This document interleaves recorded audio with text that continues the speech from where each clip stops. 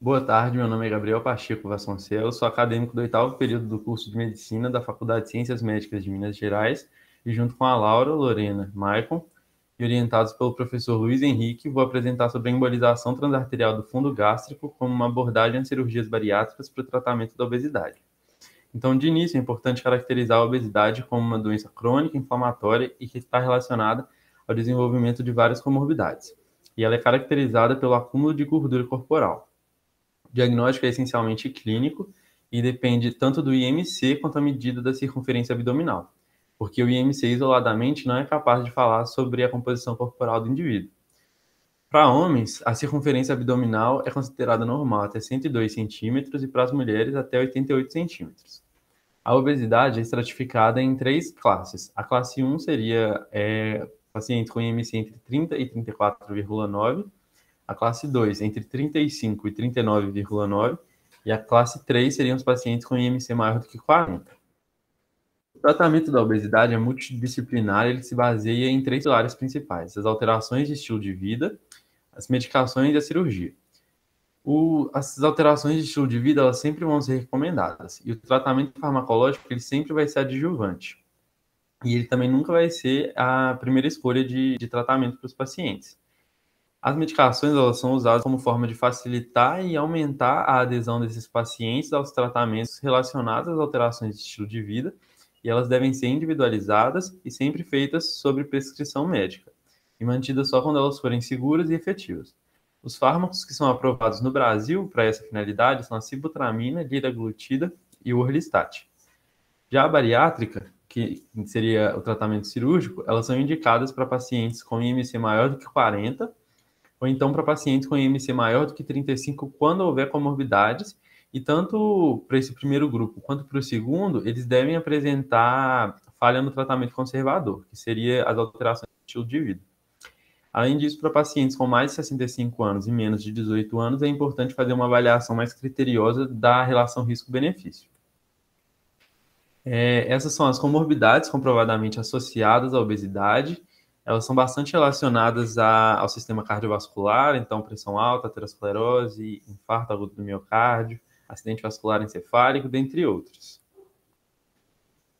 Quanto à cirurgia bariátrica, ela é o único tipo de abordagem que comprovadamente causa redução de peso em longo prazo, já que ela não é tão sensível quanto os outros dois pilares de tratamento a fatores que são alheios à intervenção do profissional de saúde.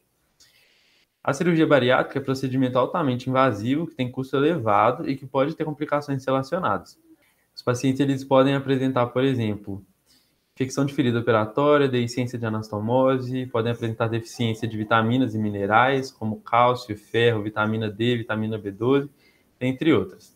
Além disso, somente 1% dos pacientes obesos são submetidos a cirurgias, e isso mostra como que os critérios de indicação são bastante restritos. Os mecanismos de perda de peso das bariátricas, eles são um pouco variáveis, mas são três principalmente.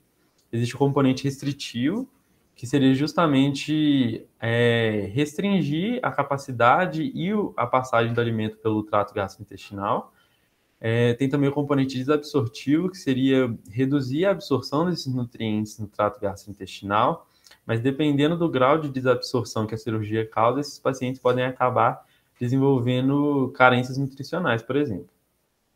E existe também o componente metabólico, que seria quando essas cirurgias causam alterações em hormônios que estão diretamente relacionados com o controle do apetite, como, por exemplo, a grelina, que eu vou falar um pouco mais à frente.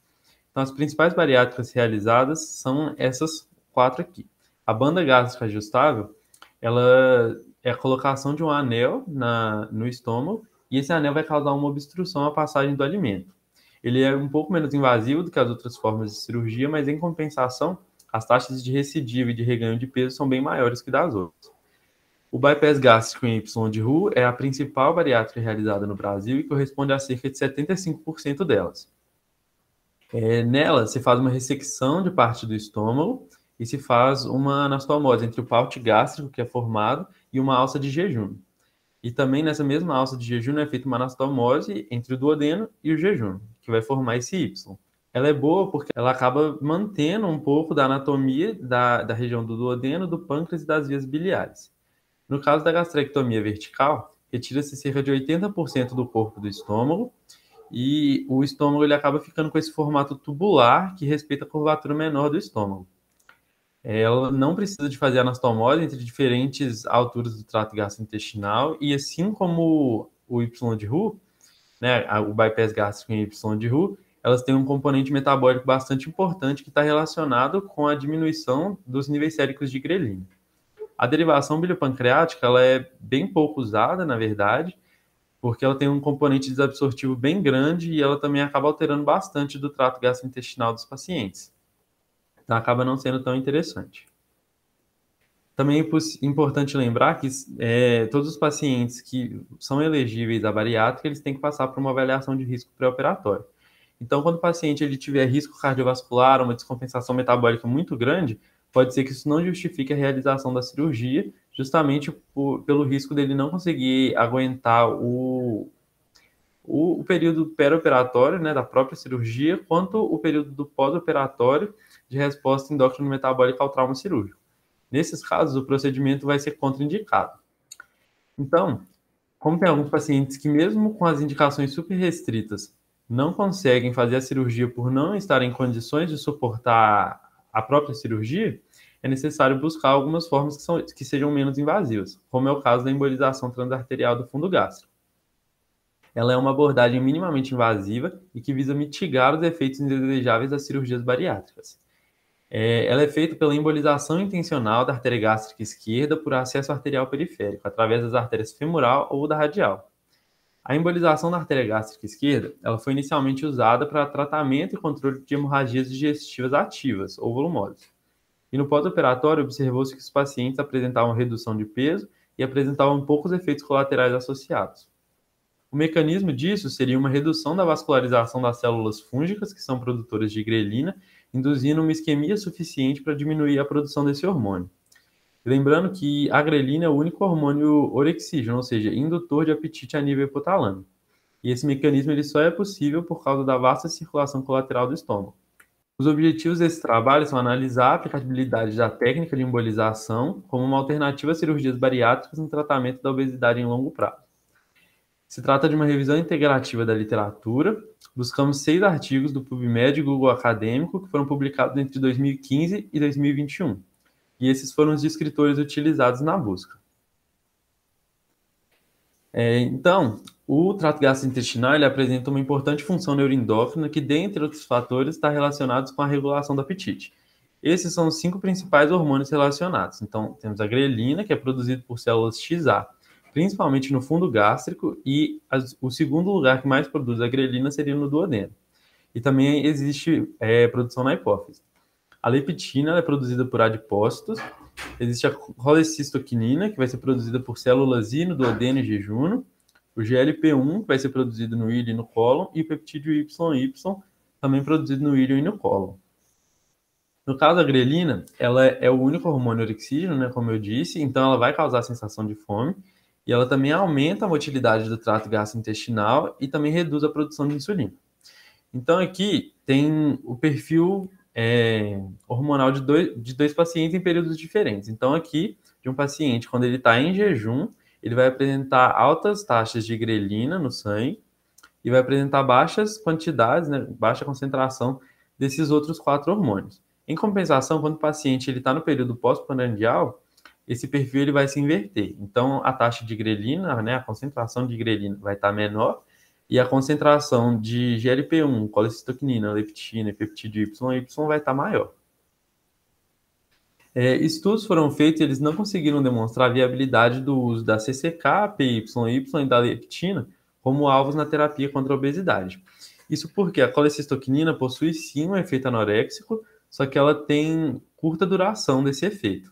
No caso da leptina, os pacientes obesos eles tendem a já apresentar maior concentração de leptina sérica, só que eles também apresentam resistência a esse hormônio. Então, isso também seria uma limitação. O peptídeo YY, os estudos mostraram resultados pouco conclusivos e pouco animadores.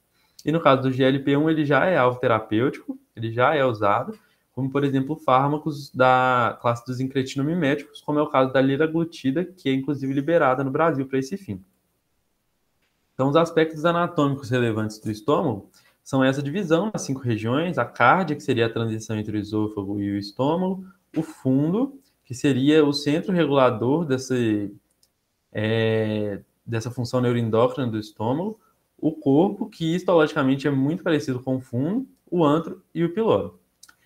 Quanto ao componente vascular, a artéria gástrica esquerda é a principal responsável pelo suprimento arterial da região do fundo gástrico. Então, aqui nessa imagem, a gente consegue ver aqui a artéria gástrica esquerda, dando aqui um ramo esofágico, e aqui dando diversos ramos que vão para a região do fundo gástrico. E aqui ela está se anastomosando com a artéria gástrica direita, que é um ramo da artéria hepática própria. Então, como a embolização ela é um procedimento promissor?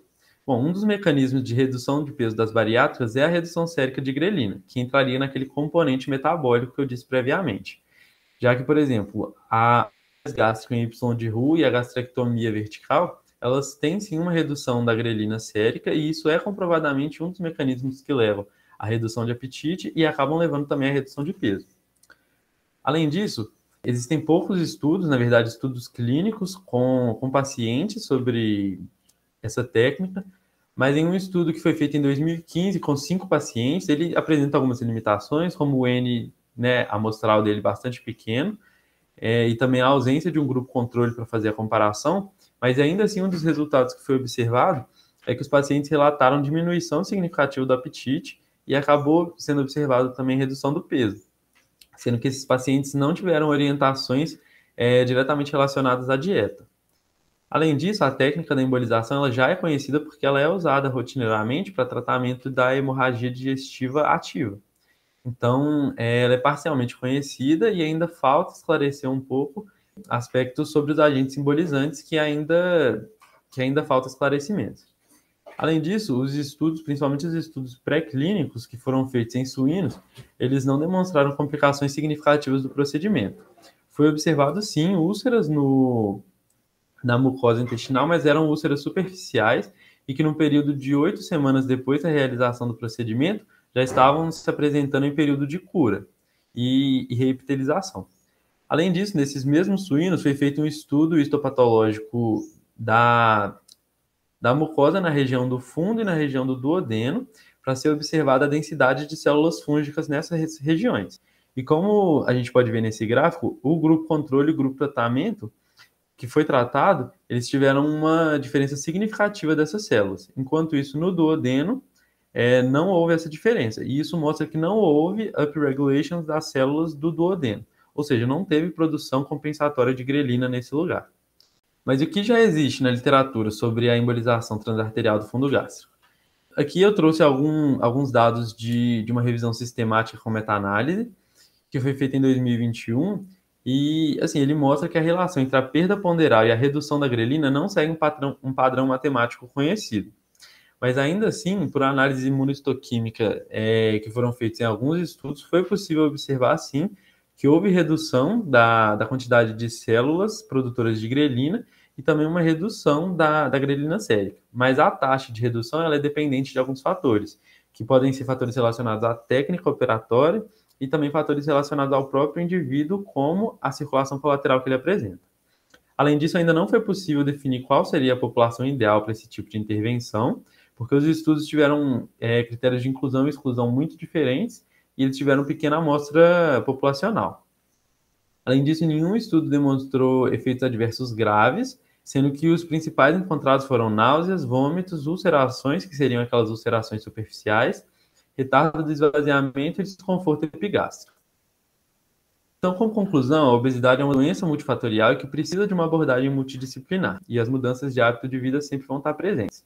O tratamento cirúrgico ele não é indicado para todos os pacientes, e a embolização da artéria gástrica esquerda é uma abordagem inovadora para tratar a obesidade e ela tem respaldo científico quanto à aplicabilidade aos efeitos benéficos. Mas ainda é importante fazer estudos clínicos que sejam mais robustos e que mostrem a aplicabilidade e os efeitos a longo prazo. Essas foram as referências que nós usamos. Obrigado.